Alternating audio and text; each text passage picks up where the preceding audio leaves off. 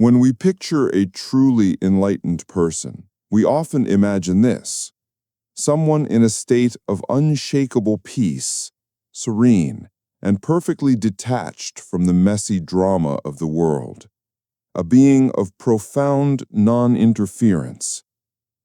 But the historical Buddha was anything but passive. After his awakening, he didn't remain in silent bliss. He spent the next 45 years walking across India, actively and tirelessly engaging with the world. He consoled grieving mothers, advised kings, stopped a brewing war, and even personally cared for a sick, abandoned monk that his own followers were neglecting. This wasn't a man practicing detached non-interference. This was a man practicing a radical, hands-on compassion. And it raises a profound question. If the Buddha taught that we are all heirs to our own karma, that our happiness and suffering are the results of our own actions, why did he spend his life intervening? Why bother helping at all? Today we are exploring a question that gets to the very heart of Buddhist ethics. How does the concept of compassion, or Karuna, work with the law of karma? This isn't just a philosophical puzzle. Misunderstanding this relationship can lead to a kind of cold, pious passivity.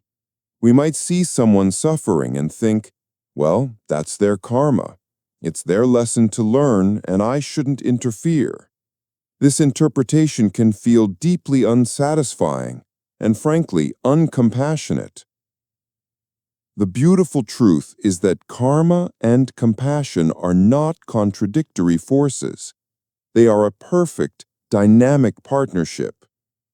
Unlocking this seeming paradox reveals a path of wise and powerful engagement with the world. First, we need to clarify our understanding of karma. Often, we mistakenly think of karma as fate, or a rigid system of cosmic reward and punishment.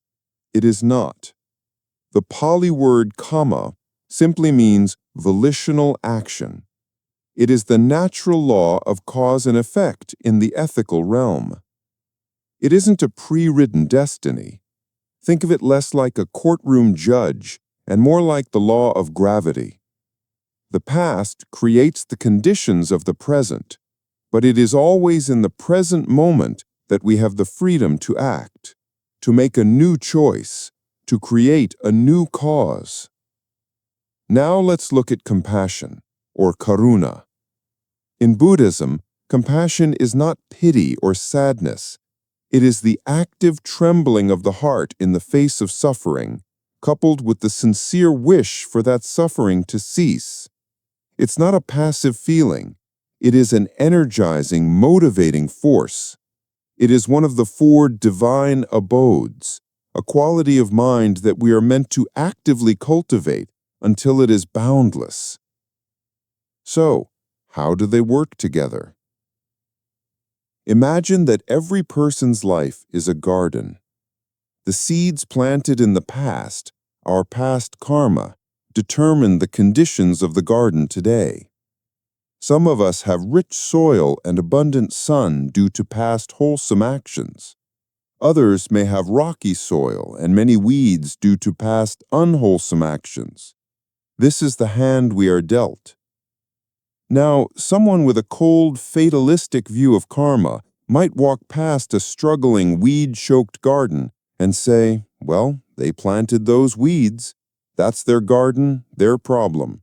I won't interfere with their karmic lesson. But a person cultivating compassion, Karuna, sees the struggling garden, and their heart trembles. They wish for it to be beautiful and free from weeds. This wish moves them to act. They step into the garden. They offer a bit of water. They gently pull a few weeds. They share some nutrient-rich compost. This is the key. The compassionate act does not erase the past karma. The old seeds are still there. but it introduces a powerful new karmic cause into the garden. The helper's kindness becomes a new positive condition influencing the garden's future. And at the very same moment, the act of helping is a new wholesome karmic seed being planted in the helper's garden.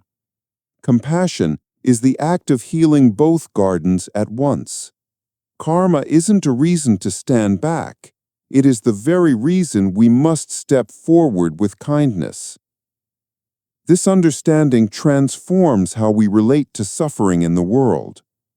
When we see someone experiencing hardship, perhaps homelessness, illness, or injustice, a mistaken view of karma can lead to blaming the victim. They must have done something to deserve this.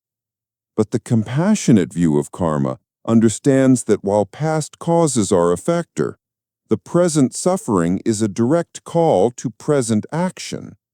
Our response, our choice to help or to turn away, is our karma, being created right now. Our action becomes a part of their unfolding story. This also frees us from the arrogance of thinking we can fix someone's entire karmic situation. The gardener can't magically turn rocky soil into rich loam overnight, but they can offer water today.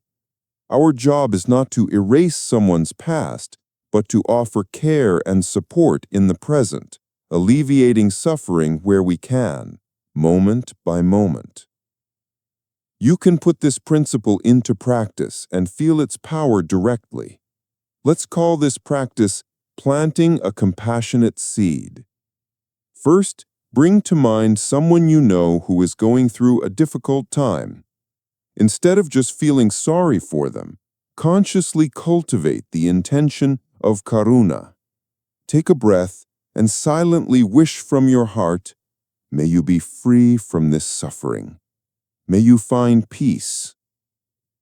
Now transform that heartfelt wish into one small, concrete, volitional action, a new karmic seed. It doesn't have to be a grand gesture. It could be sending a text message that simply says, "I'm thinking of you." It could be dropping off a small meal.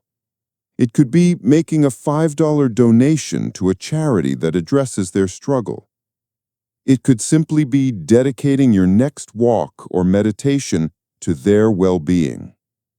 The point is to bridge the gap between the feeling in your heart and an action in the world, and to recognize that this very action is you participating wisely and kindly in the law of karma.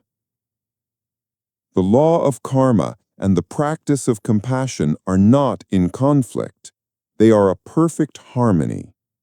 Karma teaches us that our actions have the power to shape reality. Compassion is the sublime wisdom that guides us to use that power for the healing and liberation of all. Another's suffering is not a verdict to be judged.